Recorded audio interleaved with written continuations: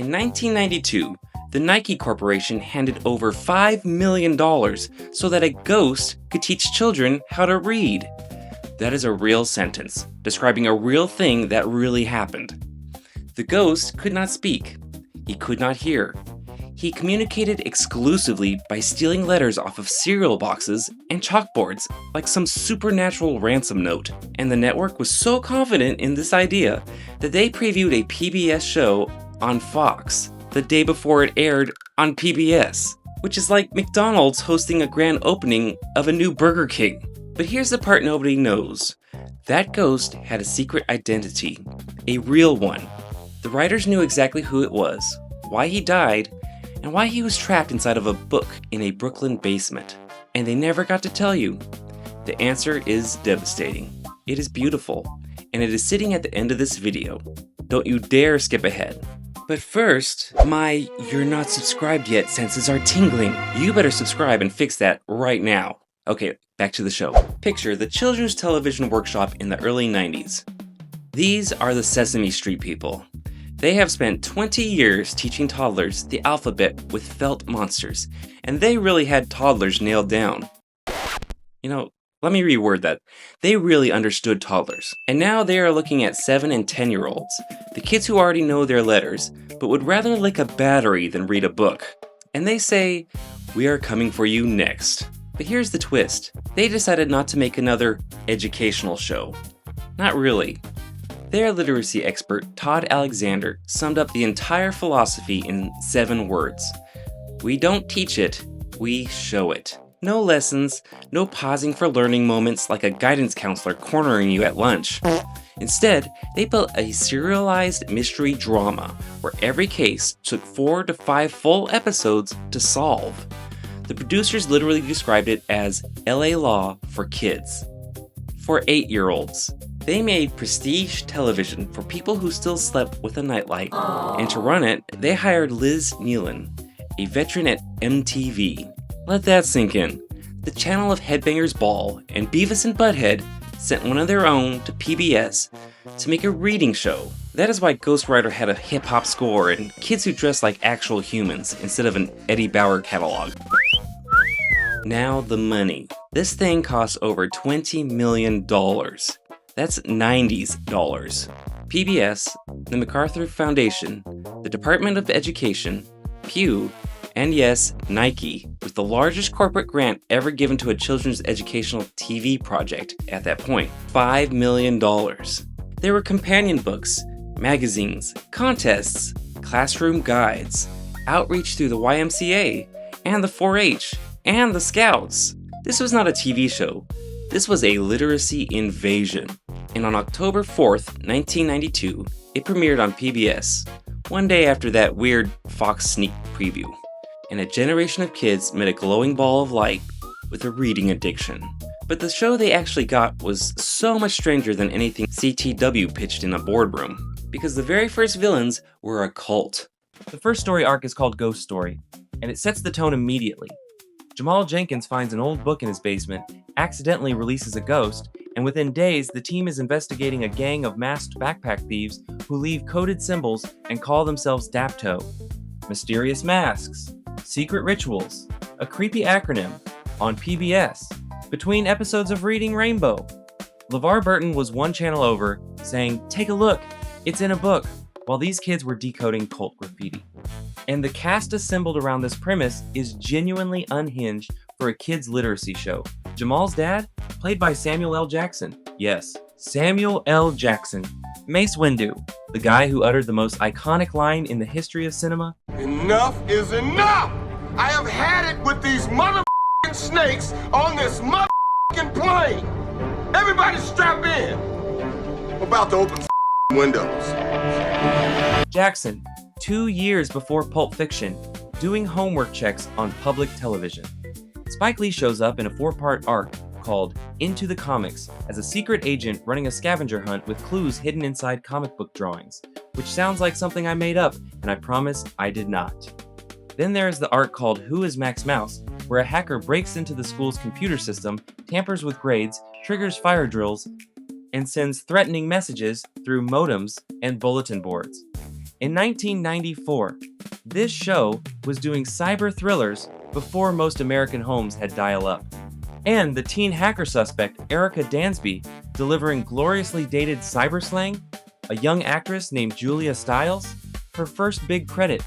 10 Things I Hate About You, the Bourne movies, all of it started with her typing menacingly on PBS. Even the kid cast has legend status.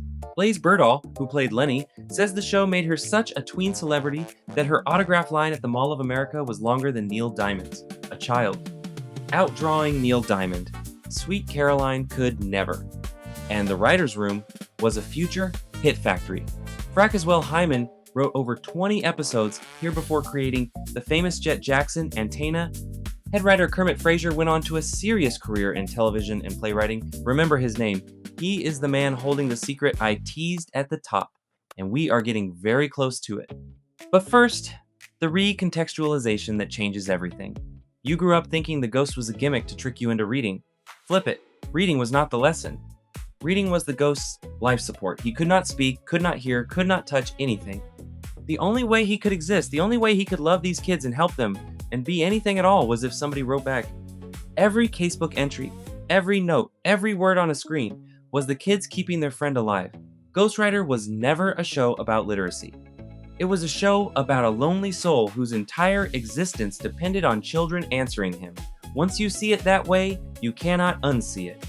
So, why did a $20 million juggernaut with Samuel L. Jackson and a Nike fortune behind it just vanish? Money. The show was structurally magnificent and structurally doomed. Even with Nike's $5 million, the project was millions short from day one, stitched together from grants like a public television Frankenstein. When the funding patchwork frayed, Ghostwriter ended in 1995 after 3 seasons. No finale, no goodbye. The kids never found out who their friend was. But the writers knew.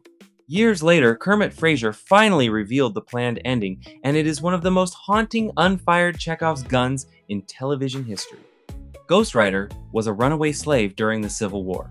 He was murdered, hunted down by slave catchers and dogs, while teaching other escaped slaves how to read and write. His spirit hid inside that book in the basement until Jamal set him free more than a century later. A man who died teaching people to read spent his afterlife teaching people to read. The show's entire premise was a secret memorial, and nobody watching ever knew. The franchise's afterlife got messy too. In 1997, CBS rebooted it as the new Ghostwriter Mysteries with a new cast and a watered-down format, and it became a textbook example of how to lose everything that made a show special. Then in 2019, Apple TV Plus and Sesame Workshop revived it again as a cozy haunted bookstore fantasy.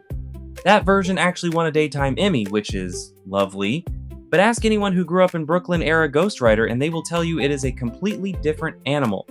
Oh, and we need to address the purple elephant in the room, Gooey Gus, the melting slime monster doll from Attack of the Slime Monster that traumatized an entire generation.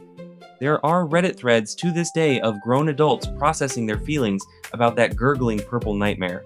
A literacy show gave millennials their first horror movie, You Are Welcome, and also, I Am Sorry. But here is the thing I cannot stop thinking about, because it reframes the entire show. A man is killed for teaching people to read, and he comes back not for revenge, not to haunt anyone, but as literacy itself, as the exact thing they tried to take from him, now handed freely to a group of kids who will never even learn his name. They took the most basic skill we have, the one we take completely for granted, and turned it into something sacred. Think about it. You are reading right now and not even noticing it.